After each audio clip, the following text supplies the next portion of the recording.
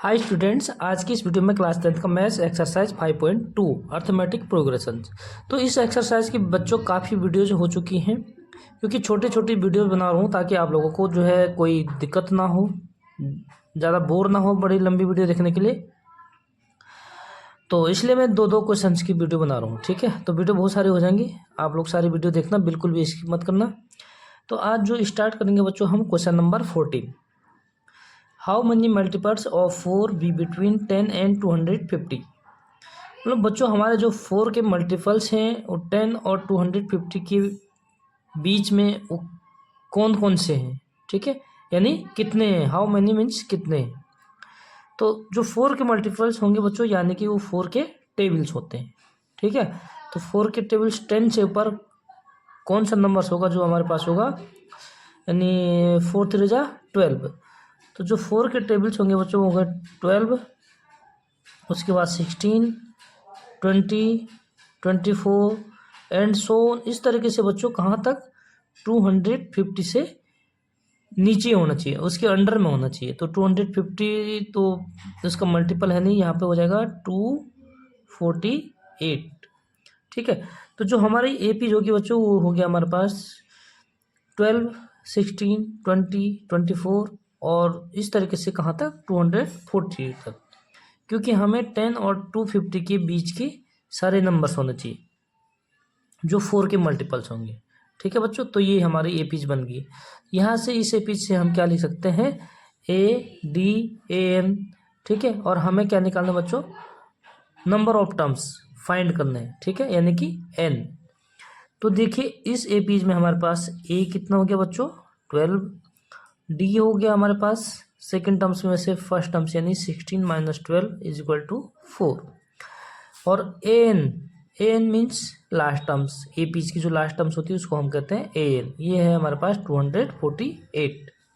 ठीक है बच्चों, और हमें फाइंड क्या करना है यहाँ पे, एन यानी नंबर ऑफ टर्म्स, कितने नंबर्स हैं। ठीक है, कितने टर्म्स हैं। तो यहाँ पे हमारे पास जो फॉर्मूला होता है बच्चों, nth टर्म्स का formula a n equal to होता है ए प्लस एन माइनस 1 और डी।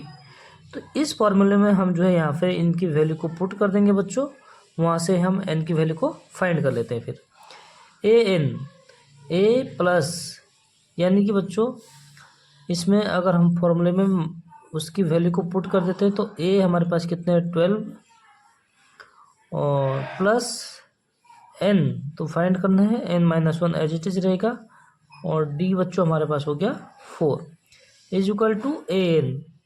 ठीक है, तो ए एन की वैल्यू कितना की बने हमारे पास 248। चलो इसको सिंप्लीफाई कर लेते हैं। 12 यानी 12 को हम उधर शिफ्ट कर देंगे बच्चों।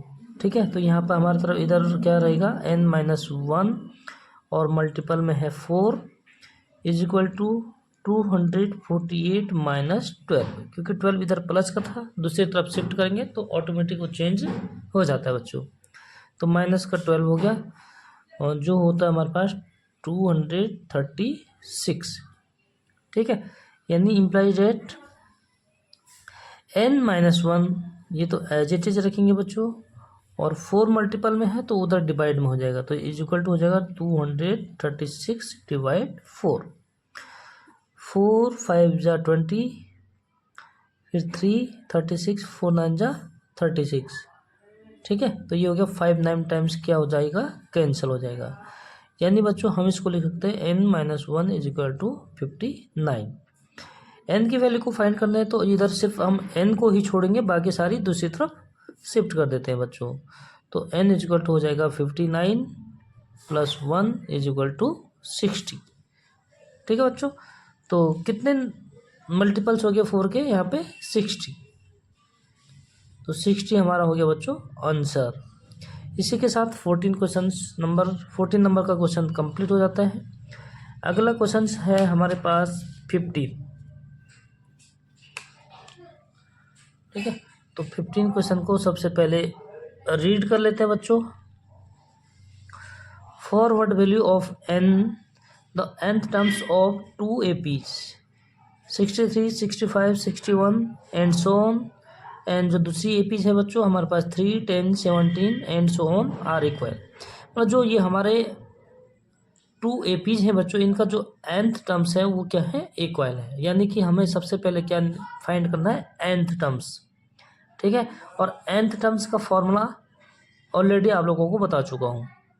ओके दोस्तों, तो क्या पूछ रहा है देखो, for what value of n, यानी हमें n की किस वैल्यू के लिए, ठीक है, दोनों एपीज के जो nth टर्म्स है वो इक्वल है। ठीक है, तो n की किस वैल्यू के लिए, यानी हमें n की वैल्यू को फाइंड करना है बच्चों। ठीक है, तो स्टार्ट करते हैं यहाँ पे सॉल्यूशन। फर्स्ट एपी को इधर लिख लेता हूँ मैं और सेकंड एपी को इस साइड में लिख लेता हूँ बच्चों।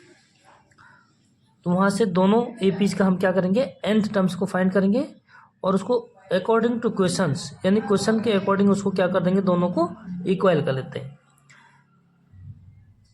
तो देखो बच्चों, फर्स्ट जो एपीज है हमारे पास वो है 63, 65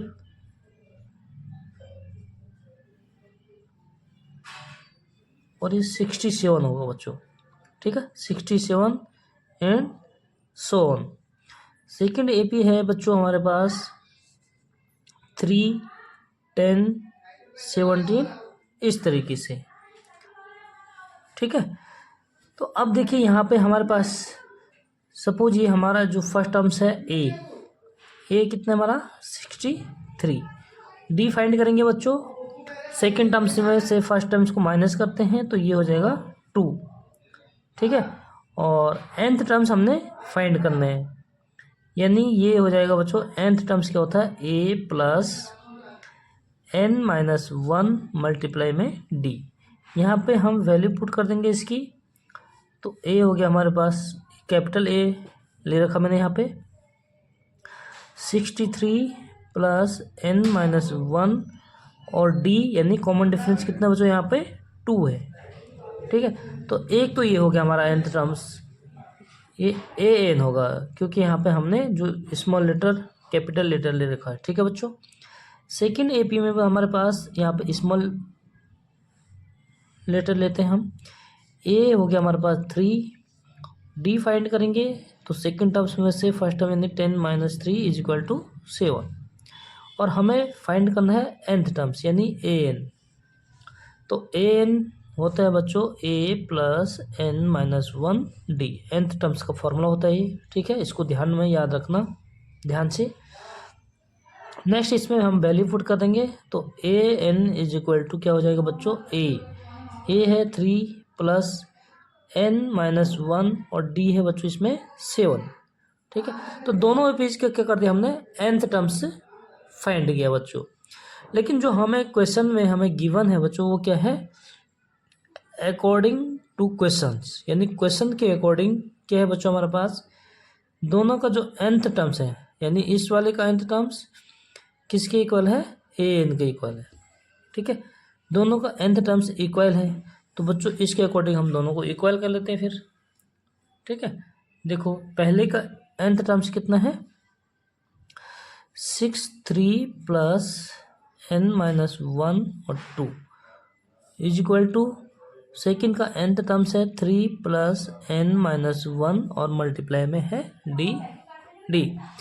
चलो इसको सिंप्लीफाई कर लेते हैं बच्चों, यानी 63 प्लस 2 से मल्टीप्लाई कर देंगे तो ये होगा 2n-2 इज इक्वल टू 3, और 7 से मल्टीप्लाई कर देंगे, ब्रैकेट को ओपन करेंगे बच्चों तो ये हो जाएगा 7n - 7। ठीक है, तो सारे को हमने n यानी कि n की वैल्यू फाइंड करनी है तो n वाले को टर्म्स को एक साइड रख देंगे बच्चों और बिना n वाले को दूसरी तरफ सारे शिफ्ट कर देते हैं। ठीक है, तो देखो n वाले को हम इधर छोड़ देते हैं तो ये हो जाएगा हमारे पास 2n। ठीक है, और 63 में से अगर 2 माइनस करेंगे तो ये हो जाएगा 61। ठीक है, इसी तरह इधर भी शिफ्ट कर देंगे बच्चों, 7n और माइनस का 7 है प्लस का 3 है यानी -4। ओके, कैलकुलेशन तो आप लोग कर ही सकते हैं, लेकिन फिर भी अब देखो बच्चों, n वाले को एक साइड कर लेंगे तो इधर है 7n 2n, ठीक है, यानी 7n और 2n इधर चले जाएगा तो ये हो जाएगा माइनस का 2n इज इक्वल टू, ठीक, इधर क्या है हमारे पास 61 है बच्चों, और 4 इधर आ जाएगा तो ये प्लस का हो जाएगा 4, ठीक है। अब देखिए आगे क्या होता है, 7n और उसमें से माइनस करेंगे 2n तो ये हो जाएगा 5n इज इक्वल टू 61 में प्लस कर देंगे 4 तो 65, तो n की वैल्यू हो जाएगी बच्चों 65/5, क्योंकि 5 इधर मल्टीप्लाई में है तो इधर शिफ्ट करेंगे तो क्या हो जाएगा डिवाइड, ठीक है, तो डिवाइड हो जाएगा बच्चों। अब देखो 5 से 65 को कैंसिल करना है तो ये हो जाएगा 13 टाइम्स, यानी n इज इक्वल टू हो गया बच्चों 13, ठीक है। तो कौन सी वैल्यू के लिए, तो n की वैल्यू जो है 13 के लिए, अगर n की वैल्यू हमारी 13 होगी बच्चों नंबर ऑफ टर्म्स, ठीक है, तो दोनों टर्म्स क्या होंगे इसके इक्वल होंगे, ठीक है, जो हमारा 13 टर्म्स होगा दोनों ए पीस के वो क्या होंगे बच्चों इक्वल होंगे, ठीक है। तो यहीं पे हमारा जो क्वेश्चन नंबर 15 भी हो जाता है बच्चों कंप्लीट, और नेक्स्ट वीडियो में हम कोई नेक्स्ट अगले क्वेश्चंस को सॉल्व करेंगे, ठीक है। वीडियो अच्छी लगेगी तो लाइक ज़रूर कर दीजिए बच्चों, मिलते हैं नेक्स्ट वीडियो में, तब तक के लिए बाय बाय।